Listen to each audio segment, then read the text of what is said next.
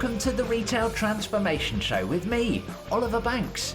This is your weekly podcast delivering you the insight, ideas and inspiration to successfully change and transform in our ever-evolving world of retail. Enjoy listening. Hello and welcome to this very special episode of the Retail Transformation Show. The podcast is celebrating its third birthday. Yes, that's right. Exactly 3 years ago, episode 1 of the Retail Transformation Show dropped. And it's been a pleasure to share many different episodes with you since then. I am, of course, Oliver Banks, your host, and delighted to be your guide to support you and help you on the way to successful retail transformation.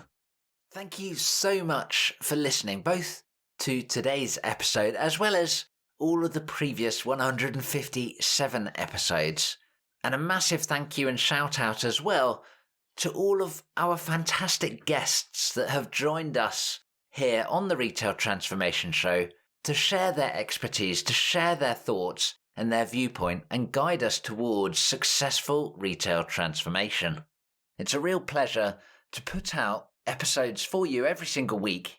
And the podcast has actually recently been ranked as the #1 UK retail podcast, which is a real honour, especially given such strong competition out there. And so I kind of feel it is my duty to continue to deliver a ton of those famed golden nuggets for you. And today, to help celebrate the podcast's third birthday, we're going to be looking back at the past year, and I'm pulling out some of my favourite moments and the best bits. We're going to be taking a whistle-stop tour through many different episodes over the course of this episode, number 158, and the next episode as well. So do make sure that you hit subscribe in your favourite podcast app if you've not already done so. Now, of course, the last 12 months have continued to be volatile, uncertain, complex and ambiguous. VUCA, as the acronym goes. And one of the really key words that has definitely been trending, both to deal with the volatility as well as change and transformation, is, of course, the word agile. And rewinding back to episode 109, where I spoke with pop-up and ephemeral retailing expert Ghalia Boustani. Here's a clip from that episode. The brand has to find ways to intrigue. You know, Oliver, it has to wow, it has to incite, and it has to make customers take action.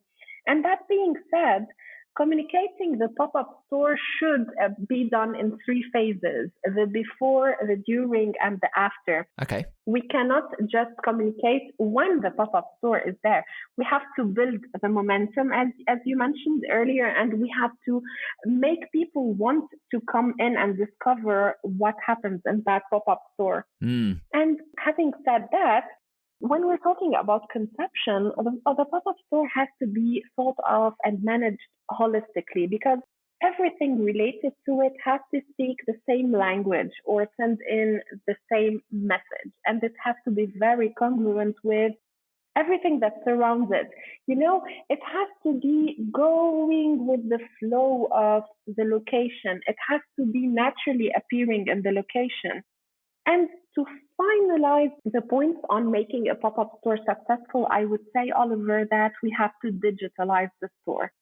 Everything happening in the store could be shared and should be shared with the digital world. I mean, there should be this seamless exchange between online and offline, and this through digital, maybe mirrors or pods or QR codes that allow customers to just share what they are doing in the pop-up store and put it online. And this will build further the viral environment, the online environment, and get people sharing and talking further about the pop-up store. Retail done. You know, with our transformation hats on, I think we will be reflecting on, thinking about and talking about 3 different ages. Pre-COVID, during COVID, and post-COVID. And as we continue to move into and through the post-COVID era, we have to ask ourselves what's going to happen. Do we, as individuals, as companies, and as a society, do we revert to pre-COVID? Do we stay where we are in the during COVID era? Or are we going to continue to transform, taking lessons and fixing what's wrong, and being always hungry to level up to a true post-COVID era? Many changes have been occurring in the retail market, and lots more, as I say, beside the ones we've discussed today. So ultimately, I would suggest to you that the Retail Transformation Show is a great place, no, the great place, to keep track of the changing and ever-evolving world of retail.